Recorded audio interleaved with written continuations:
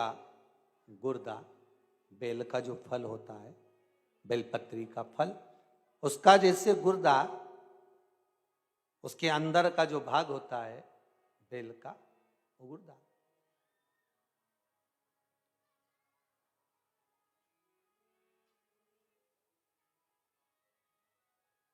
उसको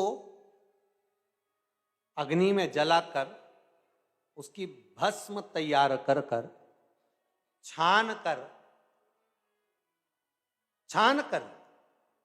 जब जब आपके यहां विद्वान ब्राह्मण शिव जी का अभिषेक कराते हैं, पूजन कराते हैं, तो उसमें लिखते हैं पूजन के साहित्य में, बेलपत्री, धतूरा, दुर्वा, ये उसमें नीचे लिखेंगे भस्म। लिखते कि नहीं लिखते? लिखते हैं ना, भस्म अभिषेक में चाहिए रहती।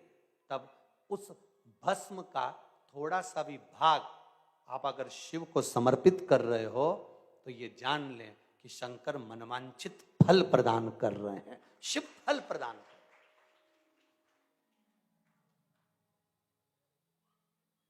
महाराज,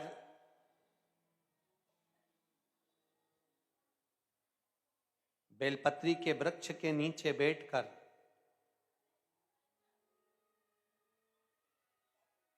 हाथ में एक बेलपत्र का पत्ता रखकर आप पंचाक्षर मंत्र नमः शिवाय, ओम नमः शिवाय, या श्री शिवाय नमस्तुभ्यम, या महामृत्युंजय मंत्र का स्मरण कर रहे हो, पर डंडी का भाग अपनी ओर, बेलपत्र की बीच वाली पत्ती का भाग बीच वाली उंगली की ओर रखकर अगर आप स्मरण कर रहे हैं और अपनी कामना कर कर बेलपत्री के वृक्ष के नीचे बैठकर उस पत्ते को सम्मुख रखकर बाबा से विनय कर कर एकांत में उस बेलपत्री के वृक्ष की छांव में, बेलपत्री के वृक्ष की छांव आप कामना कर कर उस पत्ते को शंकर भगवान के ऊपर समर्पित कर रहे हैं, तो ये जान कर रखें कि पार्वती और शिव का मिलन करवा रहे हैं और अपनी मनवांछित फल कामना पूर्ण करवा रहे हैं।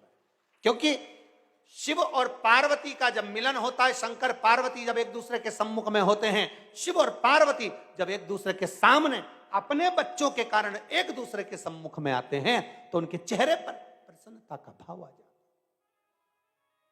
है। फल, मनवांछित फल की कामना आप जिस कामना के लिए कर रहे हैं, विवाह के लिए, नौकरी के लिए, सर्विस के लिए, व्यापार के लिए, रोग मुक्ति के लिए, आप जिस कामना से कर रहे हो, बस उससे कह कर, कभी सोमवार का दिन हो, क्योंकि शंकर जी को सोम प्रिय है, सोमवार का दिन, चंद्र का वार शिव जी को प्रिय है,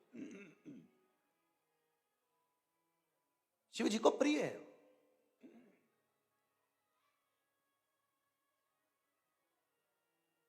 किसी ने पूछा, गुरुजी शिव जी की प्रियता चंद्र में?